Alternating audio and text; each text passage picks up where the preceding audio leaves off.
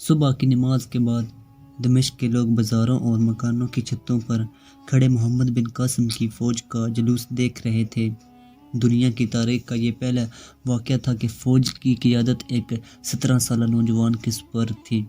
دمشق سے لے کر بصرہ تک راستے کے ہر شہر اور بستی سے کم سن لڑکے، نوجوان اور بوڑھے اس فوج میں شامل ہوئے۔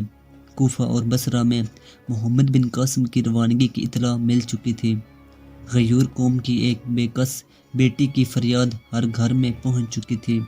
بصرہ کی عورتوں میں زبیدہ کی تبلیغ کے باعث یہ جذبہ پیدا ہو چکا تھا کہ ناہید کا مسئلہ قوم کی ہر بہو بیٹی کا مسئلہ ہے۔ خرابی صحت کے باوجود محمد بن قاسم کی والدہ بصرہ کی معمر عورتوں کی ایک ٹولی کے ساتھ جہاد کی تبلیغ کے لیے محلے کی عورتوں کے پاس پہنچی۔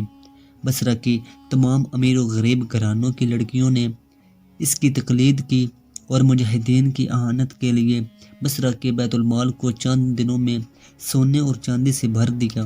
محمد بن قاسم نے بصرہ میں 3 دن قیام کیا۔ اس کی آمد سے پہلے بصرہ میں حجاج بن یوسف کے پاس مکران کے گورنر محمد بن ہارون کا یہ پیغام پہنچ چکا تھا کہ عبید اللہ کی قیادت میں 20 افراد کے وفد میں سے صرف 2 نوجوان بچ پائے ہیں، باقی تمام افراد کو دبیل کے گورنر نے قتل کروا دیا۔ دمشق سے روانگی کے وقت محمد بن قاسم کی فوج کی تعداد 5000 تھی، لیکن جب وہ بصرہ سے روانہ ہوا تو اس کے لشکر کی مجموعی تعداد 12000 ہو چکی تھی۔ محمد بن قاسم شیراز سے ہوتا ہوا مکران پہنچا۔ لسبیلا کے پہاڑی علاقے میں اسے بہت سی مشکلات کا سامنا کرنا پڑا۔ بھیم سنگھ اپنے والد کی مخالفت کے باوجود 20000 فوج کے ساتھ لسبیلا کے سندھی گورنر کی اعانت کے لیے پہنچ چکا تھا۔ مسلمانوں کے پہاڑی علاقے میں داخل ہوتے ہی بھیم سنگھ کے سپاہیوں نے اکا دکا حملے شروع کر دیے۔ 30-40 سپاہیوں کا ایک گروہ اچانک اونچے ٹیلے پر ظاہر ہوتا اور تیر اور پتھر برسا کر غائب ہو جاتا۔ محمد بن قاسم نے یہ دیکھ کر فوج کے ہر اول دستے کی تعداد میں اضافہ کر دیا، لیکن حملوں کی تعداد میں اضافہ ہوتا گیا۔ رات کے وقت شب خون کے ڈر سے 1/4 فوج کو آس پاس کے ٹیلوں پر قابض ہو کر پہرا دینا پڑتا۔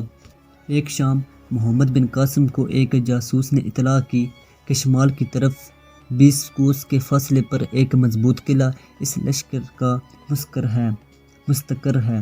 محمد بن قاسم نے اپنے تجربہ کار سالاروں کی ایک مجلس شورا بلائی اور مشورہ کیا۔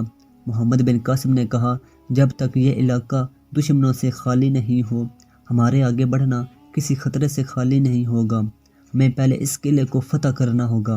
اس مقصد کے لیے میں اپنے ساتھ فقط 500 پیادہ سپاہی لے جانا چاہتا ہوں۔ ایک بوڑھا سالار نے کہا کہ مجھے یقین ہے کہ انشاءاللہ آپ کی کوئی تدبیر غلط نہ ہوگی، لیکن سپہ سالار کا فوج کے ساتھ رہنا ہی مناسب ہے۔ سپہ سالار کی جان بہت قیمتی ہوتی ہے، وہ فوج کا آخری سہارا ہوتا ہے۔ اگر اس خطرناک مہم میں آپ کا کوئی حادثہ پیش آ گیا تو کیا ہوگا؟ محمد بن قاسم نے کہا کہ قادسیہ کی جنگ میں ایرانیوں کو شکست اس لیے ہوئی کہ انہوں نے اپنی طاقت سے زیادہ رستم سے امیدیں وابستہ کر لی تھیں۔ رستم مارا گیا تو مسلمانوں کی مٹھی بھر فوج کے مقابلے میں ایرانی فوج بھاگ نکلی۔ اس کے برعکس سعد ابن وقاص گھوڑے پر چڑھنے کے قابل بھی نہ تھے، لیکن مسلمانوں کی خود اعتمادی کا یہ عالم تھا کہ انہیں اپنے سالار کی غیر موجودگی کا احساس تک نہ ہوا۔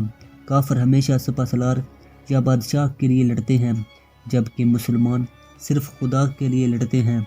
میں دعا کرتا ہوں کہ خدا مجھے قوم کے لیے رستم نہ بنائے، بلکہ مجھے حضرت مسنا رضی اللہ عنہ بننے کی توفیق دے کہ جن کی شہادت نے ہر مسلمان کو جذبہ شہادت سے سرشار کر دیا تھا۔ میرے لیے اس سپہ سالار کی جان کی کوئی قیمت نہیں جو اسے اپنے سپاہیوں کی تلواروں کے پہرے میں چھپا کر رکھتا ہے۔ اس قلعے کو فتح کرنا چونکہ بہت اہم ہے، اس لیے میں خود وہاں جا رہا ہوں۔ محمد بن قاسم کی بات سن کر زبیر نے ساتھ چلنے کی خواہش کی تو محمد بن قاسم نے کہا، ایک قلعے کو فتح کرنے کے لیے 2 دماغوں کی ضرورت نہیں۔ میں اپنی جگہ محمد بن ہارون کو مقرر کرتا ہوں اور تم اس کے نائب ہو۔